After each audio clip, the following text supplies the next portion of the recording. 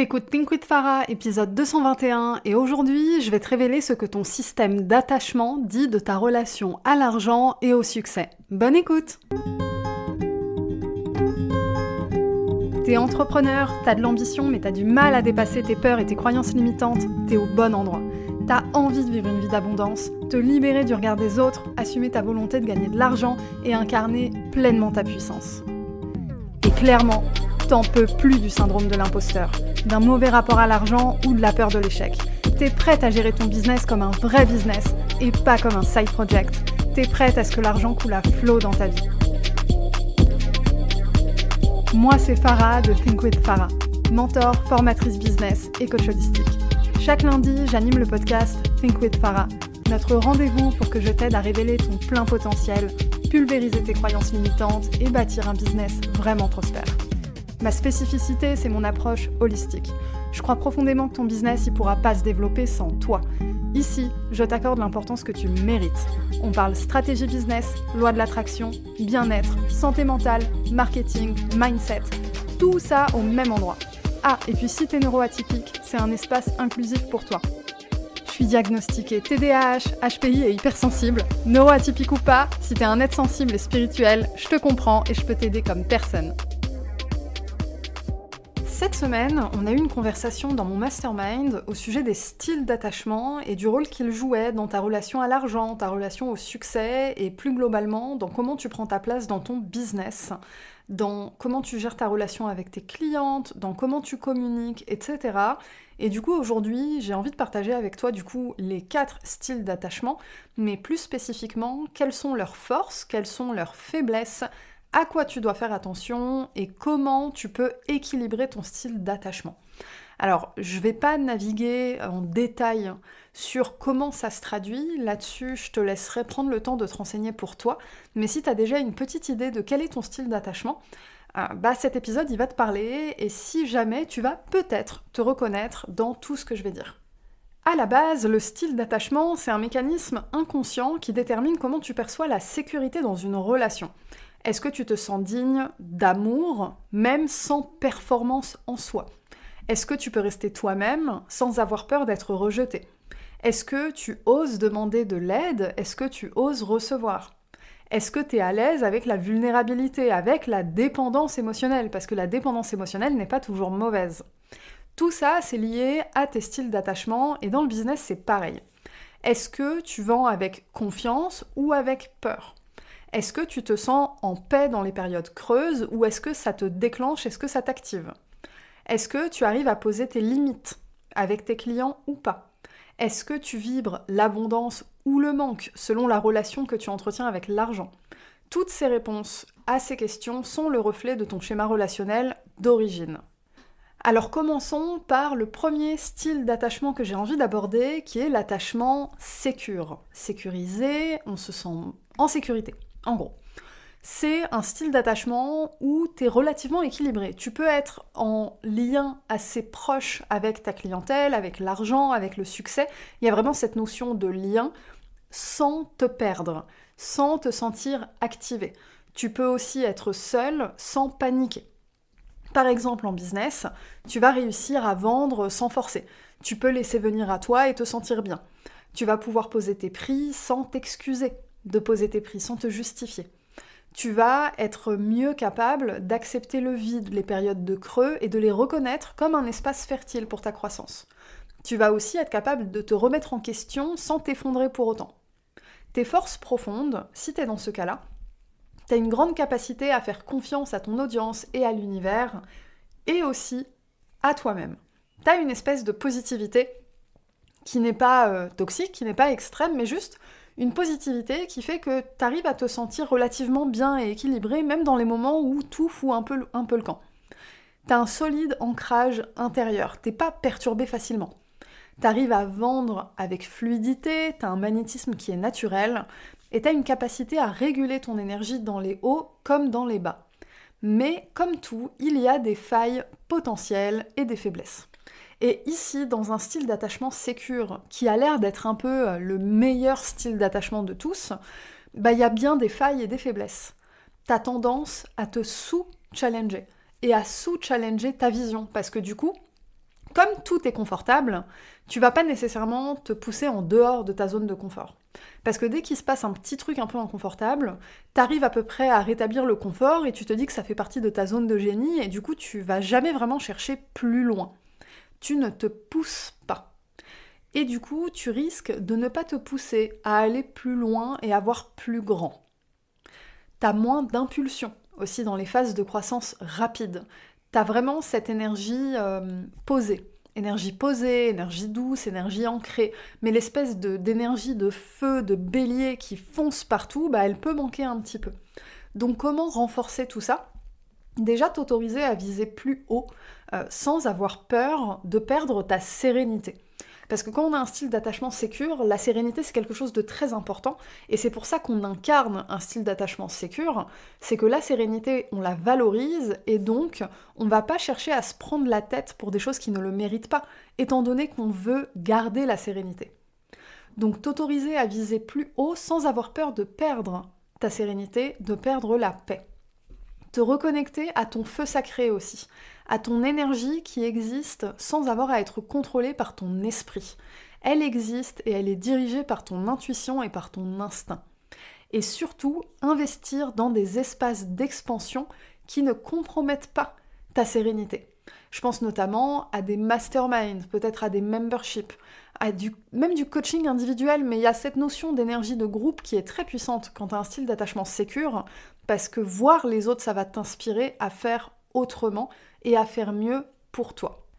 Maintenant, parlons du style d'attachement anxieux. Le style anxieux, il y a vraiment cette notion de mérite. Tu crois que tu dois mériter le lien que tu as avec les gens, avec l'argent, avec l'amour. Il y a vraiment cette peur de décevoir, cette peur d'être abandonné, cette peur de ne pas être à la hauteur. Donc dans ton business, tu vas beaucoup procrastiner par peur de mal faire. Tu vas offrir trop pour être aimé et aussi pour, comme masquer ta potentielle incompétence. Il y a un gros syndrome de l'imposteur aussi là-dedans. La peur de mal faire, la peur de décevoir. Donc comme j'ai cette peur, je vais surdélivrer, je vais m'épuiser pour vraiment justifier un maximum le prix que la personne a payé. Parce que sinon, j'ai l'impression de ne pas être à la hauteur. Il y a un peu ce schéma-là dans le style d'attachement anxieux. Tu vas stresser aussi dès que les résultats baissent. Tes échecs vont beaucoup être associés à ton identité. Dès que quelque chose se passe pas bien, tu vas très mal le vivre. Ça va te créer de l'anxiété littéralement et tu vas paniquer. Si tes résultats baissent, si l'argent ne rentre plus, si tu as moins d'interactions avec les gens aussi. Mais il y a des forces profondes au style d'attachement anxieux. Tu es hyper connecté à l'autre. Tu as une capacité d'empathie, de compréhension, de vision, une intuition pour connecter à ton audience qui est unmatched.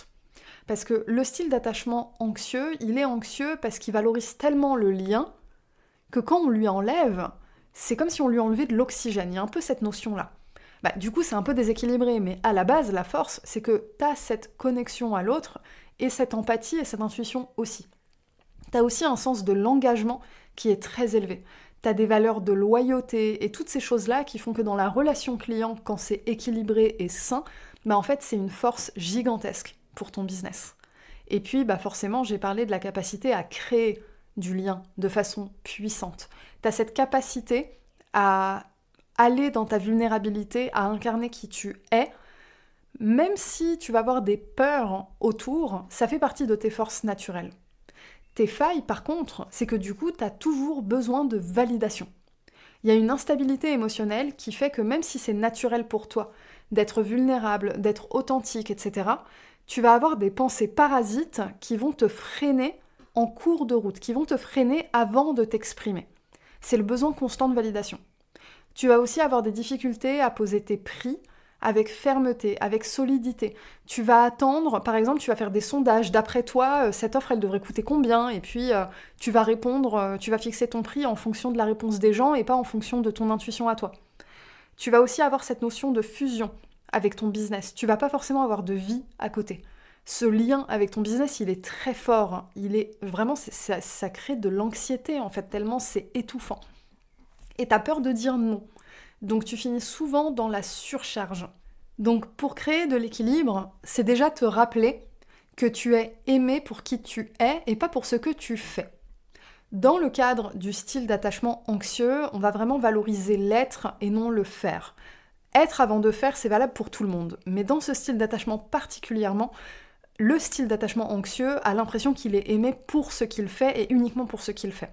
Là, on va venir briser ça et te rappeler que tu peux être aimé pour qui tu es. Donc, réguler ton système nerveux dans les périodes de vide avec plein d'exercices comme l'EFT, comme le breathwork et d'autres pratiques. Pratiquer aussi la vente comme un échange, un vrai échange, voire la vente comme je t'offre quelque chose et tu me donnes quelque chose en retour, et pas comme je quémande de l'argent en ayant l'impression que mon offre ne vaut rien. Et ça, c'est des choses que tu peux travailler en coaching profond, notamment dans mes espaces, si tu as des difficultés à incarner ça, parce que là, c'est vrai que je te dis quoi faire, mais si tu te demandes comment faire ça, à ce moment-là, il faut me contacter. Ensuite, parlons de l'attachement évitant. Celui-là, c'est celui qui prône l'indépendance. Tu vas éviter d'être trop proche des choses et trop proche des gens. Tu vas croire qu'il faut être forte et indépendante pour survivre. Tu vas rester à distance de ton audience. Tu vas pas forcément poster du contenu vulnérable, tu vas être beaucoup plus stratégique. Tu vas t'appuyer du coup quasi uniquement sur la stratégie. Il y a une espèce de déconnexion à ton intuition, à ton énergie féminine. Tu as une approche qui est très marketing, très stratégique, très data. Tu vas aussi préférer tout faire seul. Donc il y a des risques d'épuisement, il y a aussi des risques de stagnation, tu vas avoir du mal à déléguer. Tu vas résister aussi à recevoir. Recevoir l'amour, recevoir l'argent, recevoir le soutien. Mais il y a aussi des forces profondes comme tout. Tes forces profondes, c'est ta grande autonomie. Le fait que tu sois autonome, c'est une grande force que d'autres styles d'attachement n'ont pas, parce que ça veut dire que tu as une capacité à te mettre en mouvement parce que tu l'as décidé. Et ça, c'est extrêmement fort. Tu as une capacité aussi à mettre en place des systèmes solides.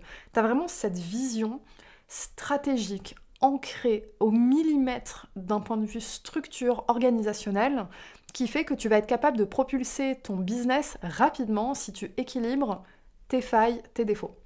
Tu as une pensée stratégique qui est très développée et tu sais construire des bonnes fondations sur le long terme. Mais les failles, du coup, on en a abordé quelques-unes, c'est la difficulté à connecter profondément avec ton audience. Et du coup, par ricochet, la difficulté à vendre. Il va y avoir un blocage là-dessus. Parce que tu vas avoir du mal à trop t'exposer.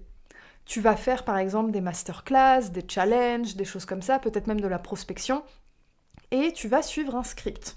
Tu vas pas aller en dehors du script. Tu vas rester dans ton truc, dans ta ligne, tu vas pas t'autoriser à sortir des cases parce que pour toi, t'as besoin vraiment de suivre une règle. Parce que tout ce qui est spontané et tout, ça fait peur, t'as envie de l'éviter, parce que t'es pas confortable dedans. C'est ça le style d'attachement évitant. Donc il y a une vraie difficulté à lâcher prise, au final. Pour équilibrer ça, c'est d'abord te reconnecter au plaisir. Réapprendre à créer pour le plaisir, à faire les choses pour le plaisir, à vendre pour le plaisir, remettre du plaisir dans ton travail. Réapprendre aussi à recevoir et laisser entrer le soutien dans ton business, que ce soit dans un mastermind avec une mentor, une coach, des collègues, collaborations, des amis. Tu as besoin de déconstruire le lien entre performance et valeur, et notamment valeur personnelle. C'est ok si tu ne fais pas tout toute seule. Parlons maintenant du style d'attachement désorganisé. Celui-là, il oscille un peu entre plein de trucs. Tu veux le lien, la connexion, mais ça te fait peur. Tu oscilles entre vouloir créer de la connexion avec ton audience, avec l'argent, avec ton business, etc. Et en même temps, tu le rejettes. Dans ton business, tu vas alterner les phases d'hyperproductivité, puis de crash total. Tu vas alterner les périodes où tu vends avec fluidité, où tu communiques avec fluidité, et les périodes où tu vas juste te cacher. Tu vas alterner, être motivé, puis être dégoûté par ton business, par ce que tu fais, et être pleine de doutes. Et tu vas te saboter au moment où l'expansion arrive. Tes forces profondes dans tout ça, c'est que tu as quand même une très grande intuition. Parce que être capable d'alterner entre passer de très haut à très bas, ça veut dire que tu es aussi capable de passer de très bas à très haut. Et ça, c'est parce que ton intuition guide tes vagues d'énergie. Ça monte d'un coup quand ton intuition, elle te dit « va là, fais ça ». Et t'es capable de l'écouter.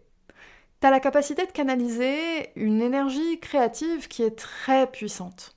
Et t'as une capacité à toucher les gens dans leur profondeur. Tu es visionnaire. Mais il y a des failles. T'as des difficultés à stabiliser ton énergie. Ton intuition, elle a un peu trop le contrôle dans cette histoire. Et elle te crée une instabilité émotionnelle aussi. Donc, de l'incohérence dans tes actions.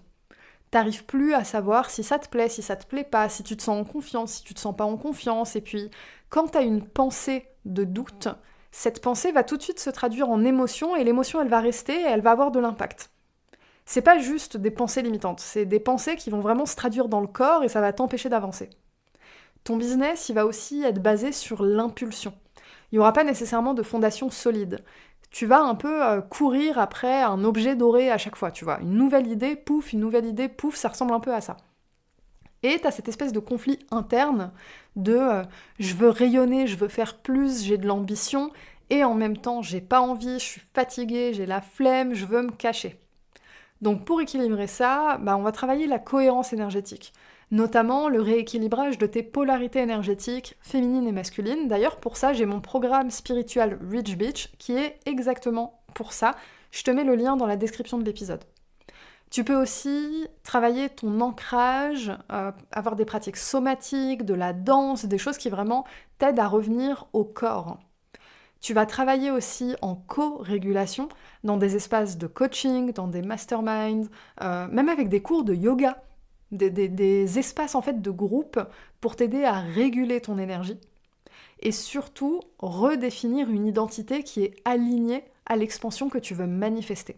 Parce que dans ce cas-là, dans ce style d'attachement, il y a vraiment un problème d'identité parce que ton énergie, elle est en train de créer une identité mais que toi, t'as pas encore conscientisé. Du coup, il y a vraiment cette notion de rejet à chaque fois que tu passes un step. Finalement, encore une fois, on se rend compte que comment tu gères ton business, c'est un peu la même chose que comment tu gères tes relations en dehors du business. J'en avais fait un épisode de podcast il n'y a pas si longtemps que ça, où je parlais vraiment du lien entre tes relations avec tes relations amoureuses, amicales, familiales et ton business.